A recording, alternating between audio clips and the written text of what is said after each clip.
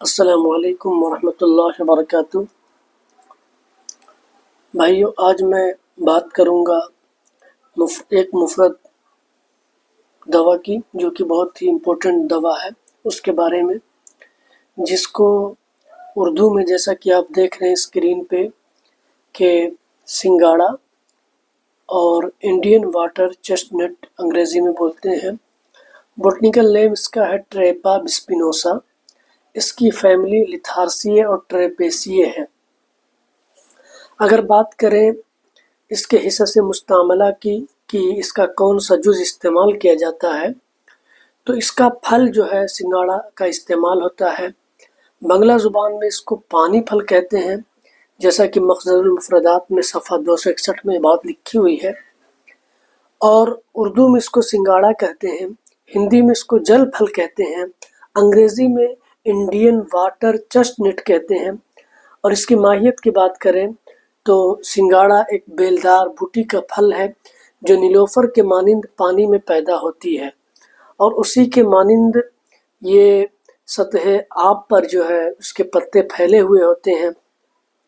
پھل سہ گوشہ، سخت پوست والا، خاردار ہوتا ہے، یعنی اس کے پھل کے اندر 3 گوشے ہوتے ہیں، اور یہ جو ہے سخت اس کے اندر پوست اور چھلکا ہوتا ہے، اور اس کے دو سروں پر جو ہے 2 کانٹے ہوتے ہیں سخت، اگر آپ انگلی سے دبائیں گے تو آپ کو لگیں گے۔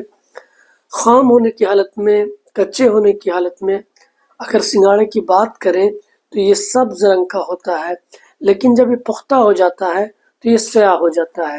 یہ معلومات میں نے بستان المفردات صفحہ 208 سے لی ہے۔ اب اگر آپ اس کے چھلکے کو، جسے پوسٹ کہہ رہے ہیں، اتاریں گے تو اندر ایک سفید رنگ کا مغز نکلتا ہے، جس کا ذائقہ شیریں ہوتا ہے اور کچھ پھیکا ہوتا ہے، جیسا کہ بستان المفردات کے حوالے سے بات لکھی ہے میں نے۔ اور اگر اس کے مغز کی بات کریں تو اس کا مغز جو ہوتا ہے، جو چھلکا اتارنے کے بعد نکلتا ہے، اس کو تازہ بتازہ کھاتے ہیں، اور پختہ ہونے پر اس کو ابال کر خشک کرنے کے بعد پیس کر جو ہے آرد سنگاڑا کے نام سے استعمال کرتے ہیں۔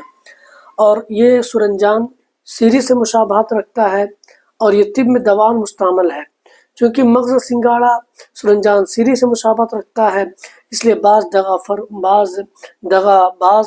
دوا فروش اس کو سرنجان اڈلٹرنٹ کے طور پر، یعنی سرنجان کے بجائے فروخت کرتے ہیں، یا سرنجان کے اندر ملا کر فروخت کرتے ہیں، جیسا کہ مخزن المفردات نے بات لکھی ہے۔ پھر اگر اس کے مقام پیدائش کی بات کریں تو یہ آبی پودا جھیلوں اور تالابوں میں تیرتا ہوا ہندوستان کے اکثر صوبوں میں اور پاکستان میں پایا جاتا ہے۔ اور اگر بات کریں اس کے مزاج کی تو یہ تازہ سنگاڑا جو ہے اس کا مزاج سرد تر ہوتا ہے، اور خشک سنگاڑا جو ہوتا ہے اس کا مزاج سرد خشک ہوتا ہے۔ اگر افعال کی بات کریں تو یہ مسکن حرارت و تشنگی ہوتا ہے، مولد منی ہوتا ہے، مغلظ منی ہوتا ہے، مولد ریاح ہوتا ہے، حابس دم اور قابض ہوتا ہے۔ تو اگر مواقع و ترکیب استعمال کی بات کریں تو جیسا کہ میں نے کہا کہ مسکن حرارت ہے، تو اس لیے تازہ سنگاڑا کھانے میں خوش ذائقہ ہوتا ہے، مسکن حرارت ہونے کی وجہ سے پیاس کو تسکین بخشتا ہے، سوزش اعضاء اور حلق کی خشکی اور خشونت کو دور کرتا ہے۔ اچھا، افعال میں سے دوسرا فعل اور تیسرا فعل جو ہے وہ مولد منی اور مغلظ منی ہے۔ اس کے لیے آلت سنگاڑا کو استعمال کرتے ہیں ذوف باہ میں، جریان میں، کثرت احتلام میں، اور اسی طریقے سے اگر کسی کو سرعت انزال ہو، اور سیلان الرحم یعنی لیکوریا میں بھی اس کو بکثرت ان کی ادویہ میں استعمال کیا جاتا ہے، مصری کے ہمراہ بھی بہت ساری دواؤں میں استعمال کرتے ہیں۔ مولد ریاح یہ ہے، اور حابس دم اور قابض ہے، اس کی وجہ سے ثقیل، دیر ہضم، مولد سدد اور مولد سنگ و گرد و مثانہ ہے، کیونکہ یہ حابس و قابض ہوتا ہے، اس لیے یہ ثقیل ہوگا، دیر ہضم ہوگا، مولد سدد ہوگا، اور مولد سنگ گرد و مثانہ ہوگا۔ اگر بعض اوقات اس کو زیادہ استعمال کر لیں گے تو قولنج اور احتباس بھی پیدا ہو جاتا ہے، اس میں غذائیت پائی جاتی ہے۔ نفع خاص مسکن حرارت و تشنگی ہے، بستان المفردات و مخزن المفردات کے حوالے سے بات لکھی ہوئی ہے۔ مضر سرد مزاج والوں کے لیے مضر ہے۔ نفاق ثقیل دیر ہضم ہے۔ مصلح نمک، فلفل سیاہ، شہد، شکر، مصری۔ بدل اس کی بات کریں تو یہ مغز تخم عملی اور اخروٹ اس کا بدل ہے۔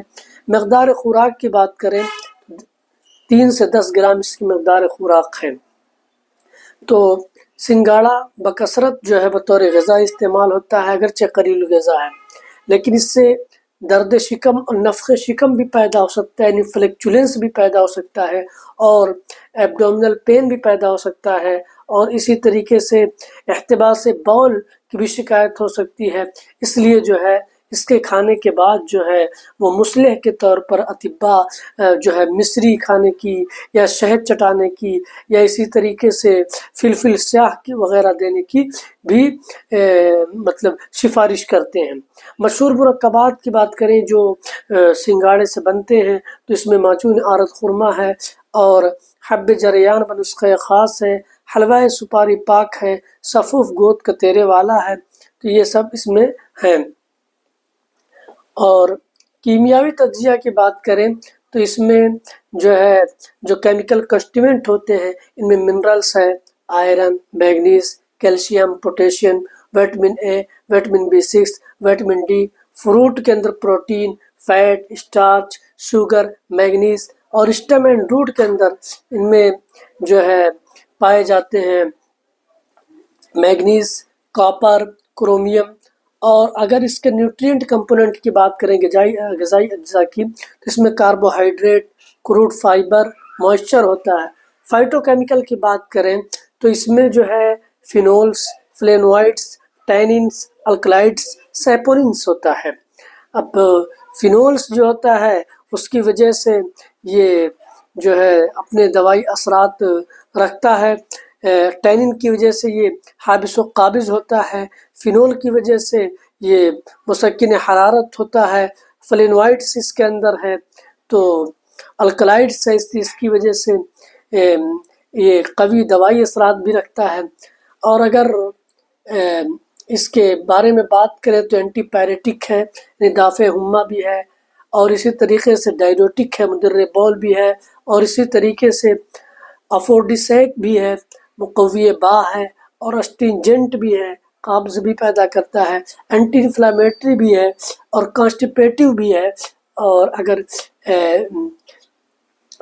اور یہ پولیوریا میں بھی، ڈسیوریا میں بھی اس کا استعمال ہے، اور ڈائریا میں بھی اس کا استعمال ہے، اور ڈیسنٹری میں بھی اس کا استعمال ہے، اولیگو اسپرمیا میں بھی اس کا استعمال ہے۔ تو اس طریقے کی چیزوں میں اس کا استعمال ہے۔ پھر اس کے بعد جو میں نے یہ مضمون تیار کیا تھا یہ اس کے حوالے ہیں جو یہاں پہ میں نے منشن کیے ہیں۔ مخزن المفردات سے میں نے کچھ چیزیں لی ہیں، اور پھر بستان المفردات سے لی ہیں، پھر محیط اعظم سے لی ہیں میں نے کچھ چیزیں، پھر جامع المفردات سے میں نے کچھ چیزیں لی ہیں، پھر یونانی ادویہ مفردہ حکیم صفی الدین صاحب سے، پھر انڈین میڈیسنل پلانٹ سے بھی کچھ چیزیں لی ہیں، پھر کتاب المرکبات سے میں نے اس کے جو مشہور مرکبات ہیں وہ لیے ہیں، پھر بیاض کبیر سے جو ہے میں نے بھی مشہور مرکبات کو دیکھنے میں مدد اٹھائی ہے۔ بس اتنی ہی بات ہے۔